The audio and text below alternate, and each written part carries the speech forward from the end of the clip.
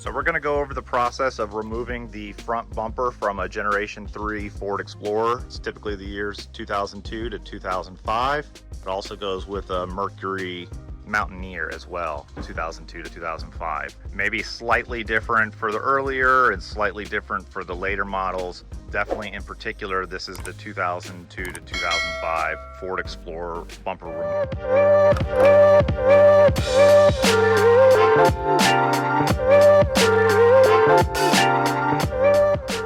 So here are the tools that we'll need today to remove the bumper. We'll need some pry rods just to get those plastic push pins out. You'll need a 10 millimeter socket or wrench or anything like that. I'm probably going to use this. If the nut or bolt seems kind of stuck, I might break it loose manually with this so I don't strip anything. Just some lights in case we get into dark areas, and some PB blaster in case there's any stubborn bolts or nuts. We should only need 7 millimeter to remove the turn signal, and a 10 millimeter, and then these things to remove all the little push tab similar to like this right here. And that's all we will need for the bumper removal. All right, someone pulled out of a turn lane into me as I was driving down the road at speed. I hit my brakes as hard as I could, but we still managed to clip each other. They just had a couple of scuffs on their rear bumper. The front corner of my vehicle got a little messed up. So I'm gonna go through the process of removing everything that is damaged. I went to a you pull it type of junkyard today and grabbed some parts for my vehicle in preparation of changing this out because this is damaged down here and then this is damaged up here.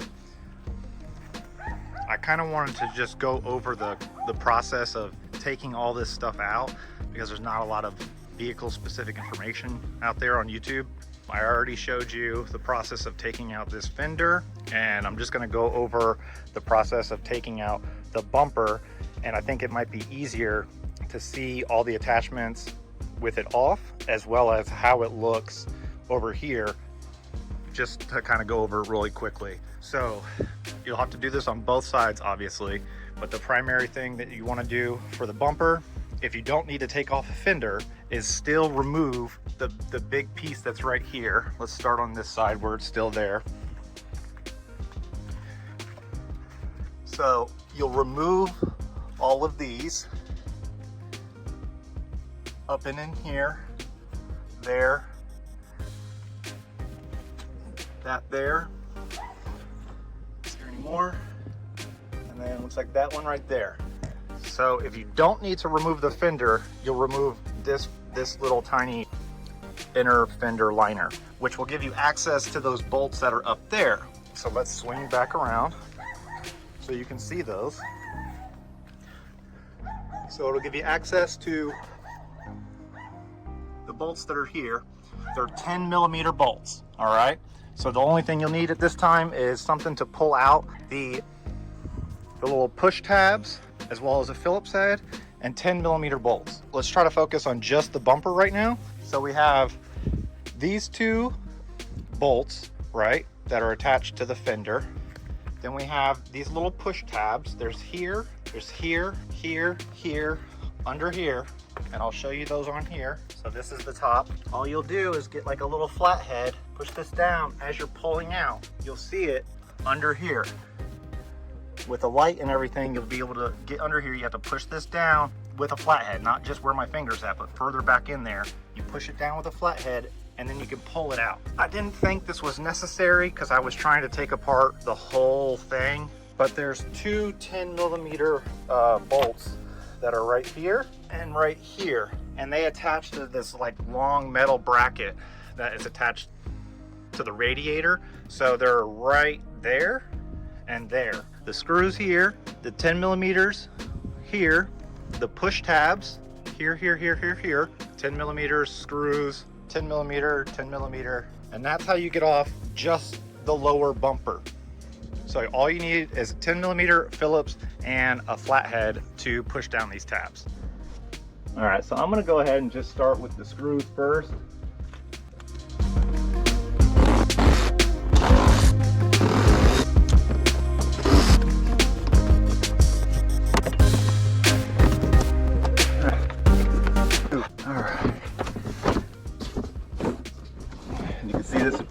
now, you'll just be able to slide it over to the side and then pull it out.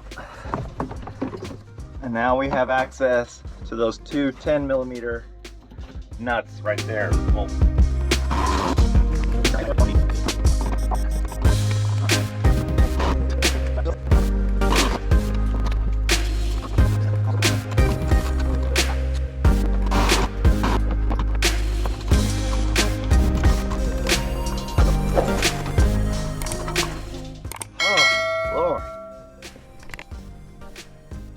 All right, to give you a frame of reference, here is the front passenger tire, the fog lamp on the passenger side, and you can see all these little push tabs.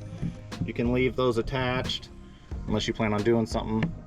And there is a 10mm bolt with a washer, and it is attached to this frame that goes all the way up to the radiator and whatnot. It does need to be removed to take off the bumper.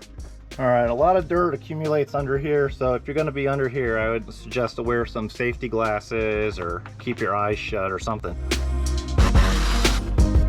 All right, and there it is. And we'll do the same thing on the other side. All right, now the only thing holding in the bumper is on the top side, so we'll move up there. And just to reiterate, there are these little tabs under there. There's one on the corner here, in the center, on the corner here, and here. So a total of 5 tabs. You can see them on this one that's already uninstalled. There, there, there, and there. Okay, so once you have confirmed that you have removed all the screws attached to the liner, all the bolts attached to the fender on both sides, the bolts attached to the radiator supports, and everything on this side. Again, you don't necessarily have to remove the turn signal and the headlight to take off the bumper, although it is a lot easier just to, push this down with the headlight gone. And it's somewhat so simple to pull these up to get rid of the headlight that I would highly recommend doing so. So we'll use a screwdriver, a flathead screwdriver, just to push down these ones underneath this header panel, and then we can pull this whole thing off.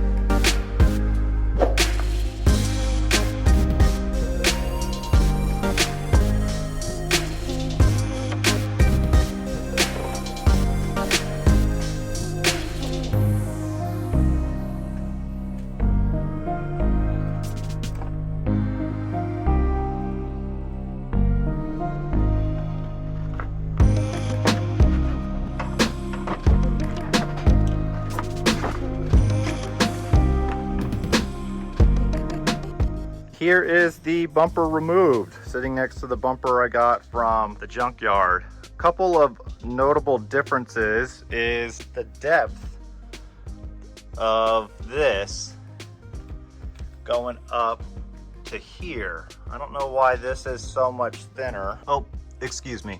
This is thinner because the molding is taken off, whereas my molding is still on, as you can see. And this molding is taken off. So there is nothing different about the two.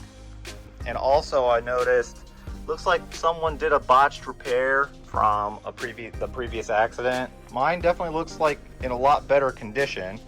And so this is all the hardware you should have if you're trying to remove only the bumper. Again, this is one side because I removed the other side in a previous video. So you should have 2 of these, 8 screws, 4 bolts, and 4 of these push tabs. And these are the thicker of the push tabs, I've noticed.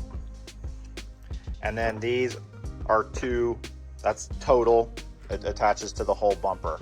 So 2, 8, 4, 4, 2. This screw was for the turn signal. You don't need to remove the turn signal to take off the bumper.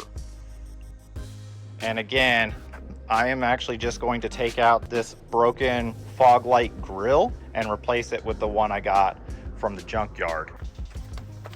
All right, and so I'm using the one, this little extension that kind of lets it swivel a little bit, just a little bit, not too much, because this one right here is kind of hard to get into.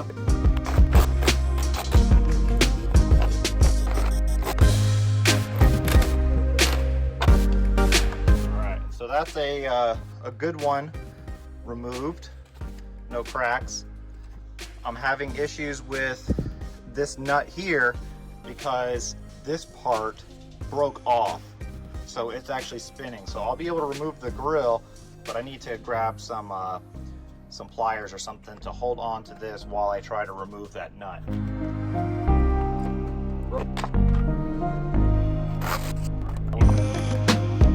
then I wanted to give you a close-up look of this. You can see it's like hollow, it's like stamped sheet metal in the shape of a 10mm nut, and that prevents you from maybe over tightening this plastic and breaking off the tabs or those tabs, or anything like that. It's just this real thin piece of metal shaped like a nut. All right, so I went ahead last night and this morning, put everything back on. I did end up keeping the bottom bumper, and I used a heat gun to kind of bend some of the plastic back into shape. I didn't realize until afterwards, but there's another little crease right here that if I take off the bumper again, I can maybe heat it up and bend that back into shape. But as of now, everything is back together.